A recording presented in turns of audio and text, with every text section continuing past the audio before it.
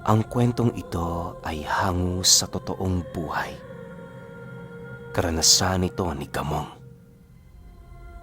Taong 1972, Batad, Iloilo.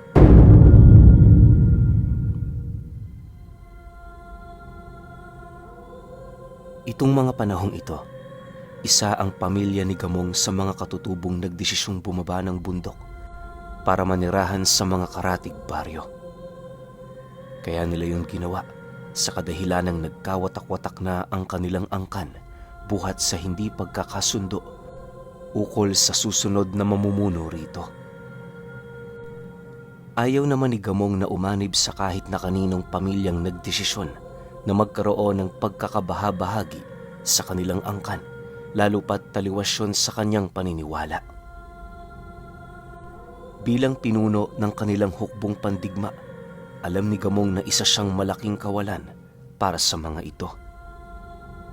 Gayunpaman, walang sino man sa mga kadugo niya ang nagtangkang pumigil sa kanyang desisyon, lalo pat alam ng mga ito ang kanyang kayang gawin.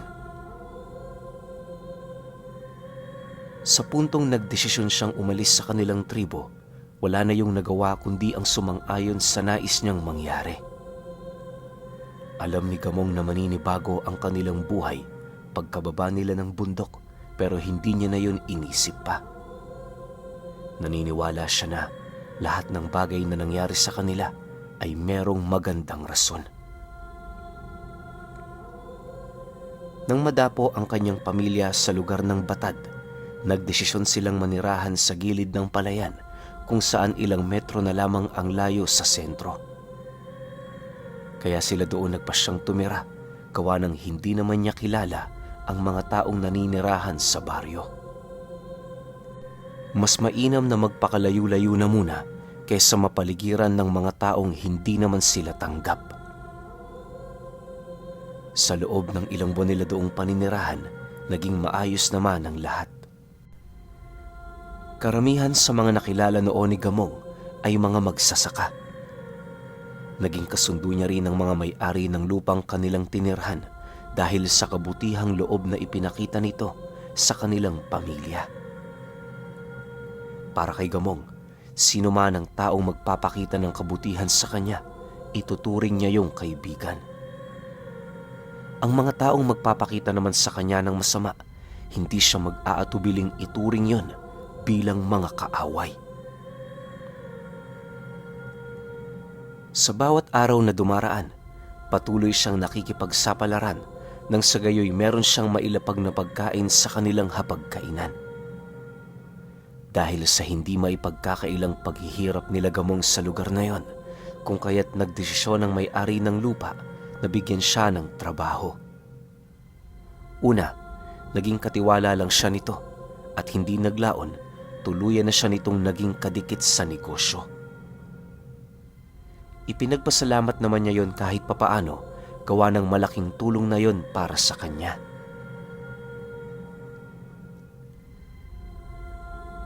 Isang hapon, habang naglilibot sa palayan itong si Gamong, dumating ang kaibigan niyang may-ari ng lupa. Pagsilay nito sa kanya, agad naman itong nagtaas ng kamay, indikasyon na meron yung kailangan. Paglapit niya rito, nasipat niyang nakangiti ang taong yon habang nagwiwika sa kanya ng, Gamong, pumunta kayo mamayang gabi sa bahay ko ah. Meron kasing handaan eh. Yung bunso ko, kaarawan ngayon. Ang sabi niya, dumalo kayo. Nais kasi din niyang makilala ang mga anak mo. Sige Bong, wala yung problema. Asahan mo mamaya nandyan kami. Nga pala, ilang taon na yung anak mo? Sagot naman dito ni Gamong. Nang marinig ito ng lalaki, agad naman itong inilahad sa kanya ang edad ng anak nito. Matapos ang kanilang pag-uusap, dali-dali naman yung umalis, gawa ng marami pa yung naiwang trabaho. Pumunta lang yun sa palayan para mabigyan sila ng abiso nang sa gayoy masiguro nitong sila'y makakadalo. Sa pagsapit ng takip silim, dahan-dahan na silang naglakad patungo sa bahay nito.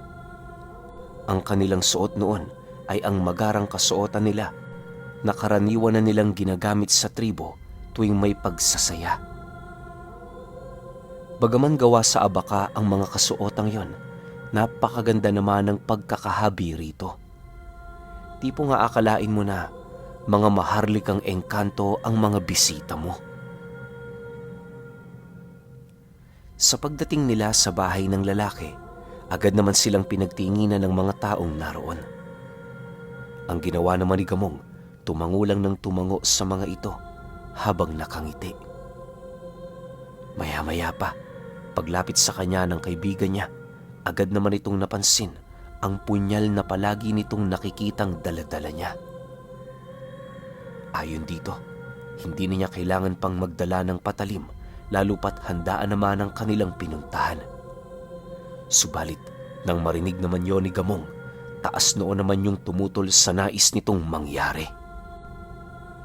Pasensya ka na, Bong, pero ibang usapan na ang punyal na ito. Susunod ako sa anumang nanaisin mo, pero kapag inutusan mo kong hubarin ito mula sa katawan ko, mariin ko yung tututulan. Wala kang ideya kung saan ko ginagamit ang maliit na sandata kong ito. Seryosong sagot naman ni Gamong sa kaibigan niya. Nang marinig naman ito ang kanyang sinabi, tumango lang naman yun sa kanya habang nananatiling walang imik.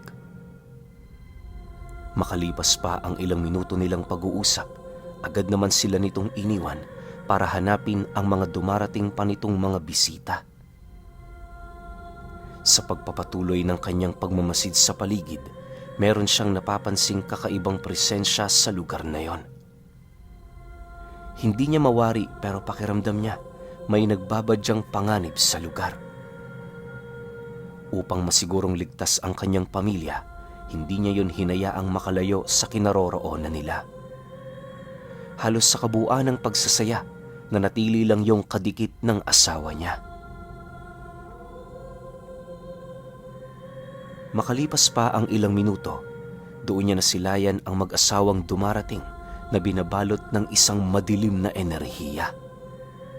Alam ni Gamong na hindi yon mga pangkaraniwang tao dahil sa kakaiba ang wangis ng mga ito.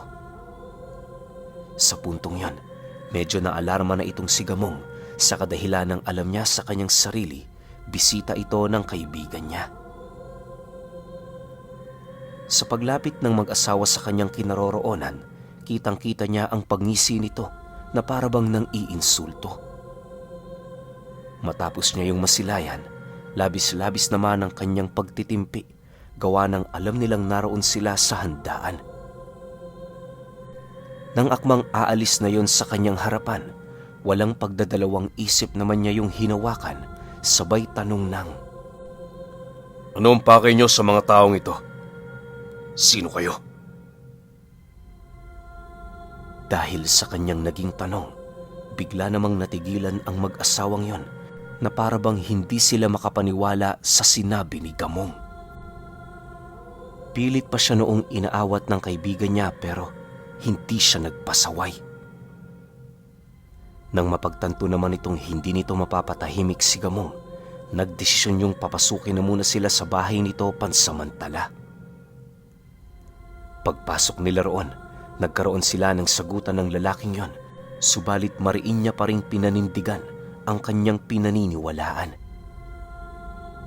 Para sa kanya, anuman ang naramdaman niya at nakita ng kanyang mga mata, yon ay ang katotohanan. Pagkaraan pa ng ilang minuto nilang pag-uusap, ramdam na ni Gamong ang galit ng kanyang kaibigan sa kanya. Gayunpaman, hindi siya nanghihinayang na sirain ang pagsasama nila alang-alang sa sarili nitong kaligtasan. Upang mapatunayan niya ang lahat ng kanyang sinasabi, sinubok niya ang kaibigan niya. Ayon sa kanya, kapag mali siya, malaya itong talikuran sila. Pero kapag tama naman siya, kinakailangan niyang sumunod sa nais nitong mangyari. Dagdag pa ni Gamong na dadalhin niya sa harapan ng kanyang kaibigan ang mga pugot na ulo nito na nasa wangis ng mga aswang. Pagtatapat pa niya na hindi magandang ideya ang makipagkaibigan sa ganoong lahi at uri. Dahil sa kanyang sinabi, wala namang naisagot ang lalaki, gawa ng maging ito man, hindi maiwasang magulat ukol sa bagay na narinig nito. Maya-maya pa, matapos ang kanilang pag-uusap, bukal sa loob naman itong sumang-ayon sa nais niyang gawin. Tandaan mo, Bong, tumatanaw ako ng utang na loob sa'yo. Ano man ang makakabuti sa pamilya mo, gagawin ko ito.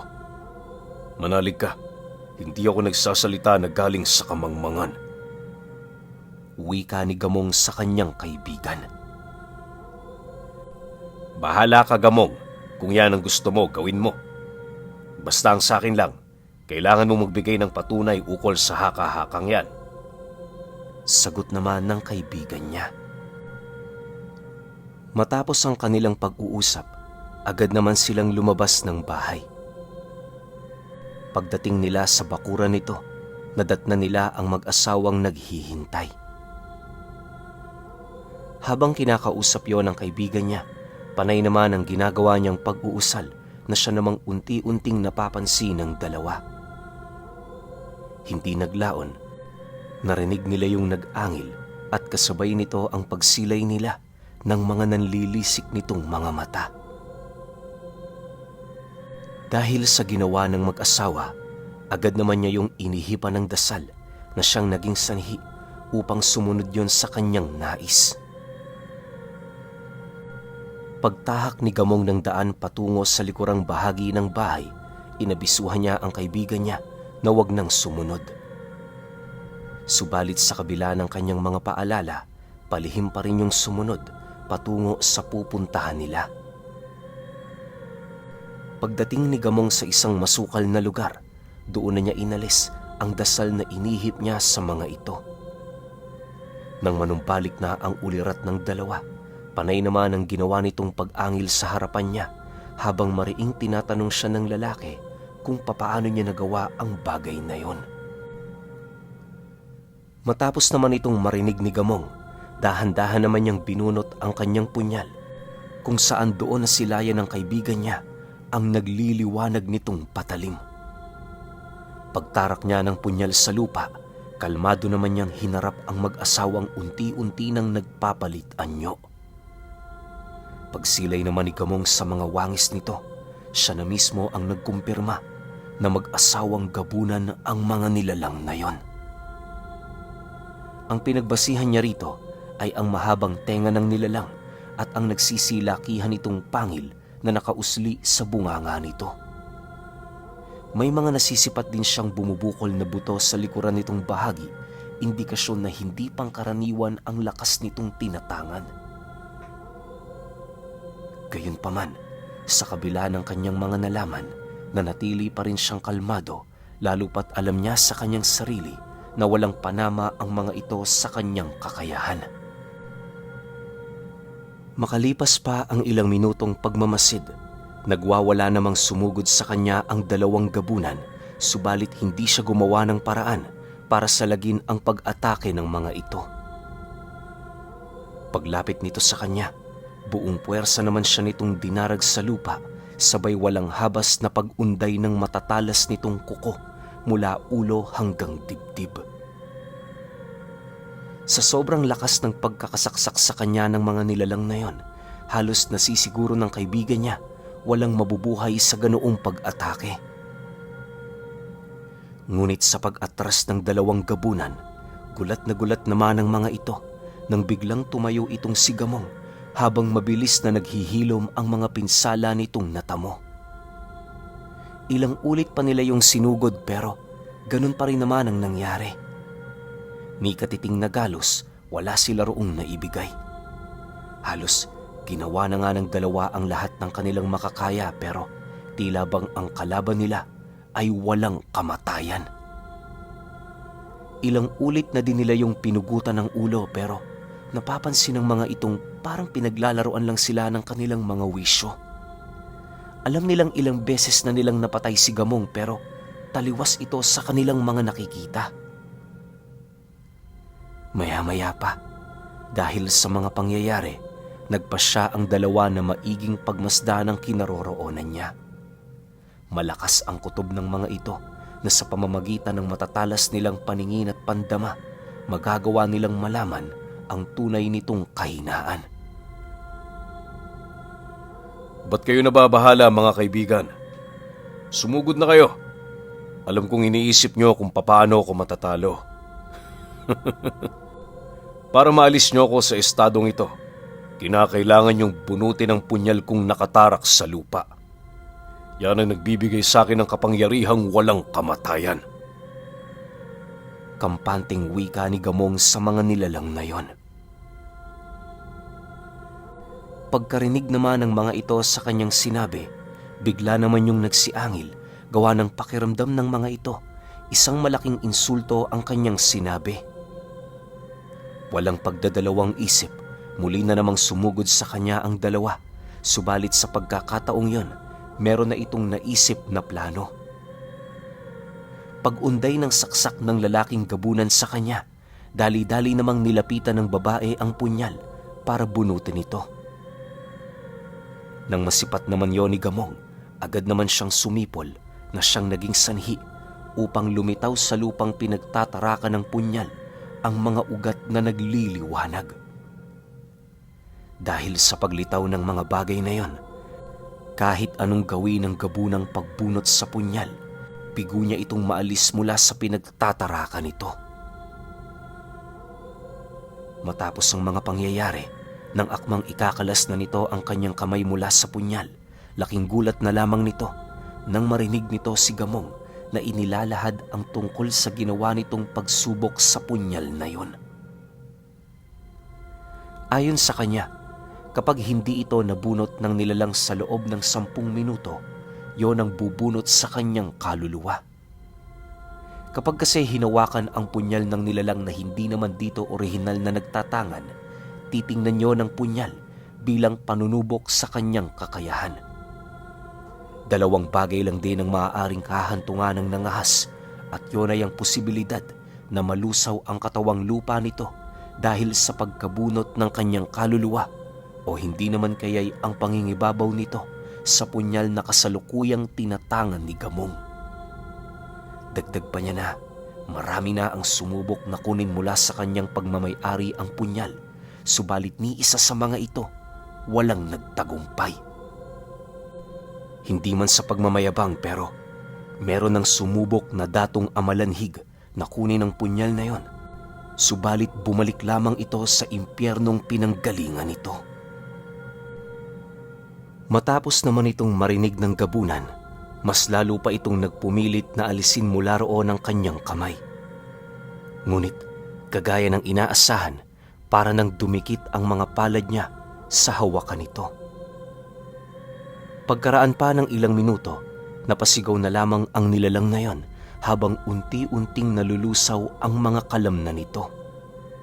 Nag-umpisa ang pagkalusaw ng kalamnan ng nilalang mula sa kamay hanggang sa kumalat na yon sa buo niyang katawan. Sa isang iglap, bigla na lamang yung naging isang kalansay na siya namang ikinagulat ng asawa nito. Dahil sa pangyayaring yon, agad naman yun doong lumapit upang tulungan pa yung maibalik sa normal. Nang masipat naman ni Gamong ang ginawa ng nilalang, minabuti niyang ilahad dito na wala na din yung magagawa. Huwag kang mag-alala. Maya-maya lang susunod ka na rin sa kanya. Kung nais mo siyang ipaghiganti, malaya kang sumubok ulit. Pero sa pagkakataong ito, hindi ko maipapangako na wala rin akong gagawin. Wika ni Gamong sa nilalang. Nang marinig naman ito ang kanyang sinabi, nanlilisik naman ang mga mata nitong tumitig sa kanya at kasabay nito ang walang pagdadalawang isip nitong pagsugod. Pagsipat niya sa gagawin ng nilalang, buong lakas naman niya yung sinalubong, ngunit sa pagkakataong yon, inihahanda na din niya ang kanyang gagawing pag-atake. Paglapit niya sa kinaroroonan nito, buong lakas naman niya yung pinagsasasapak na siyang naging sanhi upang tumilapon ito patungo sa masukal na parte ng kakahuyan. Pilit pang lumaban sa kanya ang gabunang yon pero wala na yung nagawa. Sa halos ilang minuto nilang pagbubuno, dumating na nga sa puntong nawala na yon ng lakas para lumaban. Nang mapagtanto naman ni Gamong na natatalo niya na ito, agad naman niyang binalikan ang kanyang punyal para ibigay sa nilalang ang kanyang panghuling pag-atake. Sa muling pagbalik niya sa kinaroroonan nito, agad naman niya yung pinugutan ng ulo ng walang pagdadalawang isip. Matapos yan, kampante naman siyang bumalik sa bahay ng kaibigan niya na para bang wala man lang nangyari. Habang binabagtas niya ang daan, laking gulat na lamang niya nang bigla itong tumayo mula sa talahibang pinagkukublian nito. Pagtitig nito sa kanya, bakas sa pagmumukha ng kaibigan niya ang halos hindi mabilang na katanungan. Matapos nilang magkatitigan, ipinakita niya rito ang pugot na ulo ng gabunan habang nagwiwika dito ng, Sabi ko sa iyo, Bong, totoo ang hinala ko. Mabuti na lang talaga at napigilan ko sila bago pa yun makapasok sa bahay mo. Alam mo ba kung anong mangyayari sa oras na makapasok ang mga nilalang na ito sa loob ng iyong bahay? Mamarkahan nila ang buong paligid para sa mga susunod na pagkakataong bibisita sila sa inyo. Wala na sa kanilang makakapigil pa. Kung masyadong halang naman ang kanilang mga kaluluwa, mag-iisip yun ng paraan kung papaano kayo mapapasok sa kalagitnaan ng gabi ng pamamahinga. Mag-iingat ka sapagkat wala kang ideya kung sino ang kaibigan at ang kaaway. Nang marinig naman ng kaibigan niya ang kanyang sinabi, tumango lang naman ito habang nakayukong sumasagot sa kanya ng, Pasensya ka na. Hindi ko alam na nagbabalat kayo lang pala sila. Hayaan mo, magmula sa gabing ito, hindi ako magpapadalos-dalos sa pagpapapasok ng tao sa bahay ko. Bago ko gawin yan, makakaasa kang ipagbibigay alam ko na muna sa iyo. Dahil sa sinabi nito, tinapik lang naman niya ang balikat ng kaibigan niya habang tinatapon ang daladala niyang ulo ng gabunan. Pagbalik niya sa tahanan nito, nadatnan nila ang mga taong nagkakasiyahan. Sa puntong yon, minabuti na nilang magsaya alang-alang sa kaarawan ng anak nito. Sa paglipas ng mga araw, kahit papaano, bumalik na sa normal ang mga nangyayari sa kanilang lugar. Si Gamong noon, naging abala sa pagbabantay ng palayan, buhat sa nalalapit na naman ang pagsapit ng gapasan. Inaasahan na rin niyang maraming pupunta roong iba't ibang uri ng nilalang para maghanap ng mutya, kagaya ng mutya ng putik at bigas. Naniniwala siyang may matatagpo ang mutya sa lugar na yon dahil sa dami ng mga engkanto ritong naninirahan. Sa pagsapit ng nakatakdang araw ng paggapas, hindi pa man gaanong sumisikat ang araw, marami ng magsasakang naghihintay sa mga kahon-kahon ng palay. Bilang katiwala itong si Gamong, umaga pa lang, matyaga na siyang nag-iikot upang makita kung ang mga magsasakabang gagapas ay may pahintulot ng kaibigan niya. Nang mapagtanto naman niyang malilinis ang mga ito, wala na siyang ibang ginawa kundi ang magmasid. Makalipas lamang ang ilang oras, maraming palay na ang nagagapas ng mga magsasakang nagtrabaho sa kanyang amo. Labis naman niya yung ikinatuwa, gawa ng alam niya sa kanyang sarili na mabibigyan na naman sila ng libreng ani. Para makabawi sa serbisyong ibinigay ng kanyang mga kababaryo, pasimpleng nagbantay si Gamong sa kanilang lugar tuwing sumasapit ang gabi. Sa kanyang ginagawang paglilibot ng 10 oras, marami siyang aswang na pinatay at iilang mga nilalang na pinahirapan. Dahil sa kanya, kung kaya't maraming uri ng mga ito ang hindi na nangahas na pumunta pa sa kanilang baryo. Nang makilala si Gamong ng mga nilalang na yon, siya na ang pilit nitong pinuntirya, subalit sa kasamaang palad, wala yung nagawa sa kanya.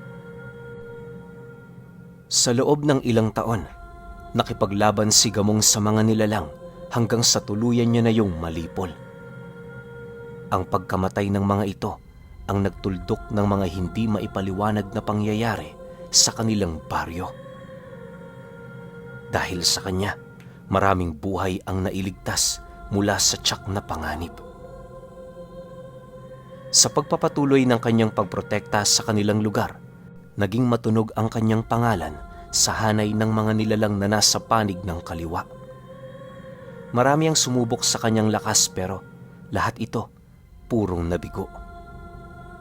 Nang tumanda na ng husto itong si Gamong, ibinigay niya sa kanyang panganay na anak ang punyal na yon. Pero bago niya yun ibigay sa kanyang anak, atin munang pakinggan ang iba't ibang karanasan ni Gamong sa mga nakalaban niyang mga nilalang. Pinuno, hintayin mo na lang yung susunod na kwento ko tungkol kay Gamong.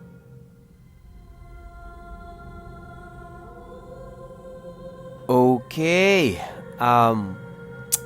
Magbibigay pa ba ako ng opinyon? Sobrang lakas ni Gamong. Isipin ninyo itatarak niya lang yung punyal sa lupa tapos hindi na siya mamamatay.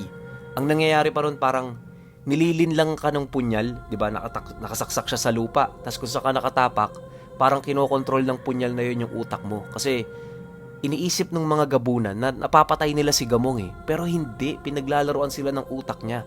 Tsaka yung part na meron siyang kinalaban na amalanhig na datu, sobrang lakas nun. Pero napabalik niya sa impyerno. Alam nyo, yun yung gusto kong marinig na parte. Yun yung gusto kong marinig na kwento. Kung paano nangyari yung eksena na yun. So sana naman yung susunod na episode natin meron tayong konting padaples, no? Eto na, alam ko marami sa inyo naghihintay ng series So pahintay na lang tayo. Hintay-hintay tayo kasi wala pa Bagong-bago lang to kung tutuusin. So siguro sa susunod na araw baka sakali meron na tayong resulta. Kaya pahintay na lang ako Salamat.